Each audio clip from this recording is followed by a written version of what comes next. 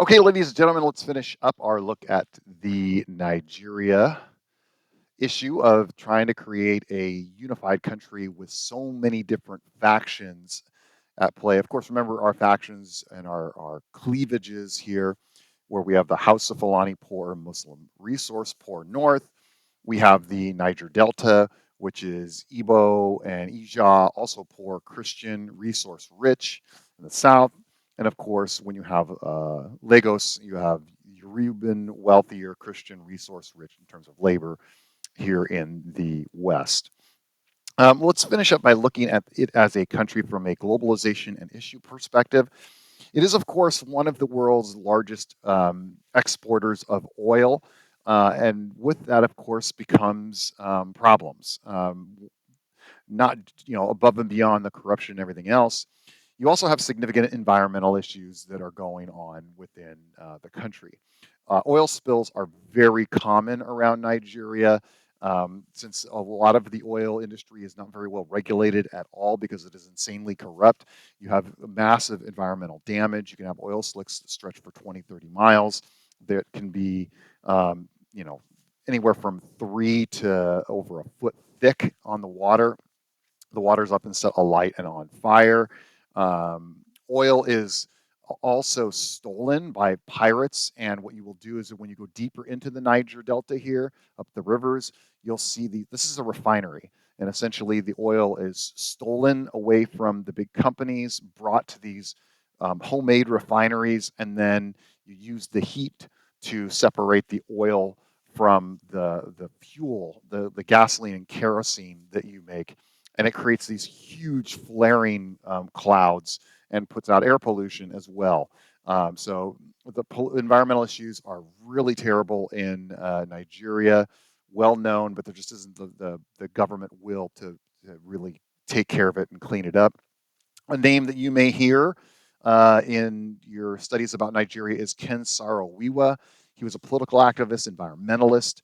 He was a tribal activist also for the Ija, went against Shell Oil Company, and then Sani Abacha arrested him and executed him in the 1990s, early 1990s. And he's seen as a symbol of both tribal and environmental activism in Nigeria, and it's still seen that way now. Um, Also, in terms of international agreements, Nigeria is a member of the African Union, ECOWAS, and OPEC.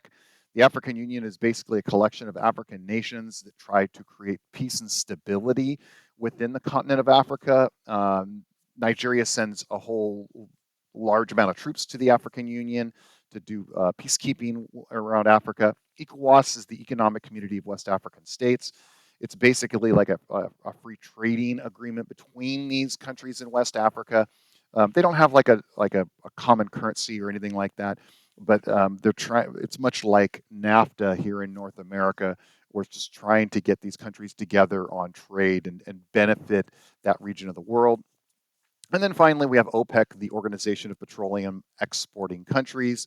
These are countries that's basically a global cartel where these countries get together and decide how much to produce and at what price that benefits all of them. Nigeria is a member of OPEC.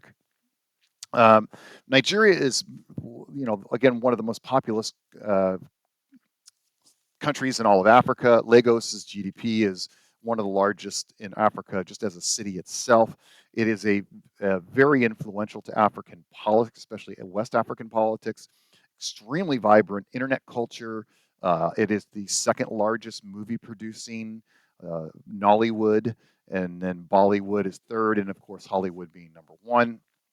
So it's really influential to what happens in all of Africa.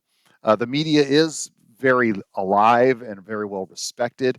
The military leaders during the between 1960 and 1999 really despise it and they fear it. Still, a lot of generals see it as a nuisance.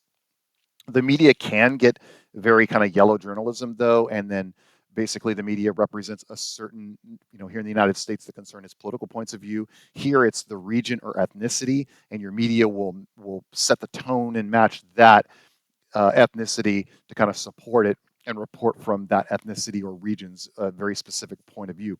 Social media in Nigeria is massive. It's very, very, very popular. Presidents are very active on it and view it a lot. Goodluck Jonathan was the first president to use it in 2010, getting on Facebook and Twitter, making comments, sometimes stirring up a lot of passion and energy. In 2021, when some issues were going on with how Muhammadu Buhari, the president at the time, was taking care of COVID, people were getting on Twitter and just smashing him, and he banned it for about a 6-7 month span, but under massive political pressure, had to undo that ban. But it's an example of, like, again, they're a democratic government that tries to keep down free speech. Didn't work out very well, but suppressing social media, eventually it got overturned. Some policy issues. Nigeria, 46% of Nigerians live below the poverty line. They have the fourth largest AIDS infection population in the world. They have the largest malaria infection in the world. Child mortality is a huge problem. Literacy rates are much bigger for men than women, but 70%, by the way, is not good at all. A lot of this has to do with because you have a very religious country. The traditional roles of women are really upheld. And of course, this means that you're going to have women taking care of kids. Birth rate in Nigeria is still around 5 per family, as opposed to closer to 1 in the United States. And then, lack of any kind of reliable utilities, electricity, water, and of course, infrastructure. You have the largest population in all of Africa, and the largest city in all of Africa in Lagos, but the infrastructure is absolutely horrific because of the corruption, the prebendalism. They cannot get money down from the top to the bottom to adequately meet the needs of their people. This is leading to massive amounts of brain drain. Is my country heading in the right direction? If you go down here to the bottom, you have Nigeria, where 95% of people between the age of 18 and 24 say Nigeria is going in a bad direction. This does not mean that everybody's going to stick around and change it. This means that young people don't see opportunity here, so they are going to go somewhere else. The number one industry that's really getting impacted from brain drain is healthcare. Most anybody that can be a doctor, a nurse, or anybody, they're just looking around and saying, I have no opportunity here. I'm going to go somewhere else. And of course, this creates, again, problems with maternal mortality or child mortality in terms of births and infection, disease, sickness, all really a big problem. And brain drain is exacerbating that issue. Some protests and demonstrations that you can use for FRQs, but also should kind of, you might see when you're doing multiple choice questions. Number one is the Chibok girls. The over 200 schoolgirls are kidnapped from the northeast part of the country. The Islamic group Boko Haram, which is an Islamic fundamentalist group that is against any type of Western intervention in education. They break into a school, kidnap the girls. The girls are taken into the jungle. Some escape, some die. Many are sold into slavery or made child brides to members of Boko Haram. In the United States, this started to get attention on Twitter. Michelle Obama was a big influencer in the Bring Back Our Girls movement, which was started online. And that came from that group of Boko Haram. Boko Haram is also still very active in the northeast part of the country, a lot of Islamic fundamentalist terrorism. They want to bring essentially like an Islamic state to that north of the country. Still very active, but they're most well known by the Chibok schoolgirl kidnapping. You have hashtag #EndSARS. SARS was a anti-robbery squad that was specialized within the Nigerian government. They were insanely brutal to citizens. They were seen as a representation of everything wrong with the police and how they treated citizens. So there was an extended 4-year protest movement.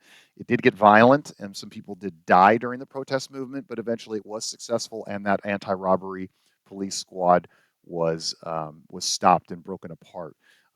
It's kind of morphed into something else. It didn't totally go away, but it officially, and the SARS group, that anti-robbery squad, stopped in 2021. The most current demonstration is basically very recently. It was the hashtag #EndBadGovernance. Yes, this is a big Twitter, Instagram thing.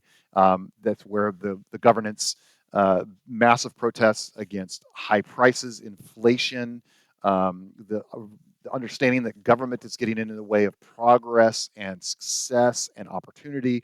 There were protests all over, especially southern Nigeria, led by some prominent politicians, including Peter Obi, who ran for the presidency last time under the Labour Party banner, the woman who started the Bring Back Our Girls movement in Nigeria back when Boko Haram did it. She was also a part of it. It led to protests, and again, the police came out and were just absolutely brutal. Some people died. Again, the fear of the police in breaking out, democratic protests was a major concern. And of course, the herder farmer conflict. Basically, you have the House of Fulani up here in the north where you're starting to get desertification, not very much land. They're taking their herds and moving south into farmer areas. This is creating violence and conflict. When you mix on top of it the mix of religions and, of course, poverty, and then you mix ethnicity. So, this is also a very current conflict between herders in the north and farmers in the middle belt coming into conflict. So you have all these coinciding cleavages, whether they're ethnic, wealth, religion. You have fear of both Boko Haram and the military, attempts to break away, to become your own country. You have the herders and farmers. I mean, just all these cleavages. And what does this create? Less of an idea of being Nigerian and more of really being just these independent republics. And what does the future of Nigeria hold? What we do know is that it's going to take a long time for this young democracy to become stable.